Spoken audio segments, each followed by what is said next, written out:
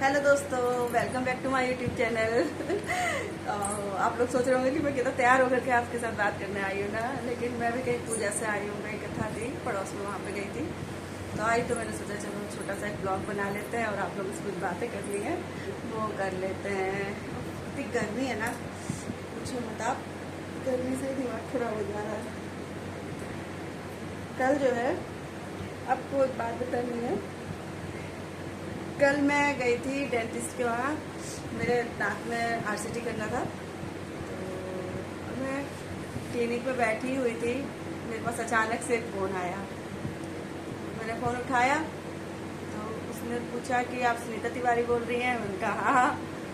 और आपके हस्बैंड का नाम ये है? मैंने कहा जी। फिर पूछा कि आपके हस्बैंड क्या करते हैं? तो मैंने पूछा आपको मेरे हस्बैंड से क्या काम है? तो उनकी लैंग्वेज इतनी गंदी थी ना कि मैं सुन करके थोड़ा काँप गई। उन्होंने मुझसे कहा कि हम क्राइम ब्रांच से बोल रहे हैं और हस्बैंड से नहीं, तुझसे काम है, तेरे खिलाफ क्राइम ब्रांच में रिपोर्ट हुई है। अब थोड़ा घबरा तो गई, डर लगा थोड़ा सा कि बाप रे, ऐसा मैंने क्या कर दिया भैया कि क्राइम ब्रांच में मेरे खिलाफ रिपोर्ट हो गई। और एक यूट्यूब चलाती हूँ और तो कहीं आना जाना कुछ है नहीं, कुछ ऐसा तो करती नहीं हूँ। थोड़ा घबराहट हुई, लेकिन मैंने उनसे कहा कि आपको पता है आपने कहाँ फ़ोन किया? आपने जज साहब के घर में फ़ोन किया है, रुकिए मैं भी आपकी बात करा देती हूँ। तो मैंने सोचा कि मेरा भतीजा जय जय, अभी मैं उससे कहती हूँ कि भाई देखो ऐसा ऐसा फ़ोन आया है और बात करके देखो एक बार।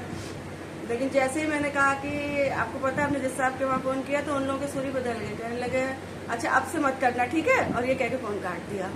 लेकिन उनकी तो रोज़ का काम होगा शायद, लेकिन उसके बाद मुझको इतनी घबराहट हुई कि मेरी तो हार्ट बीट ही बढ़ गई कि भगवान मेरे पास कैसे फ़ोन आया क्राइम ब्रांच से, मैंने क्या कर लिया।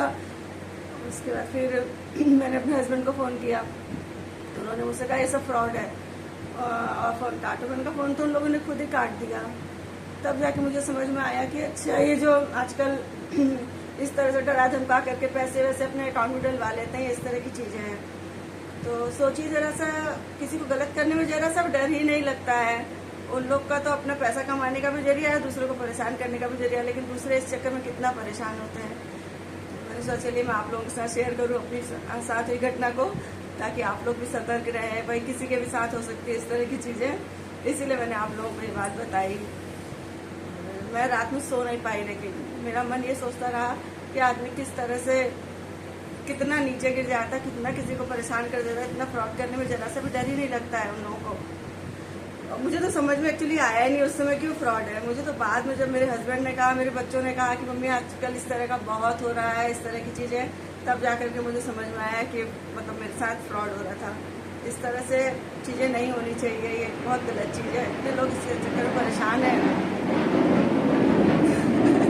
मैंने आप लोगों को अपनी सारी बात बता दी। अब आप लोग को कैसा लगा क्या लगा मुझे पता नहीं, लेकिन मेरा मन किया कि मैं आप लोगों को शेयर करूं, ताकि बहुत सारे लोग होंगे उनके साथ भी होता होगा इस तरह का, जिनके साथ नहीं हुआ वो भी लोग भी सतर्क हो जाए, सावधान हो जाए। आगे से कभी उनके पास इस तरह की कोई कॉल आए तो उसका जो है वो लोग जब आप सोच समझ करके दें, और अगर पैसे मांगे तो तुरंत उन लोगों को पैसे ना दे, पहले सत्यता तो जांच लें कि सत्य क्या है।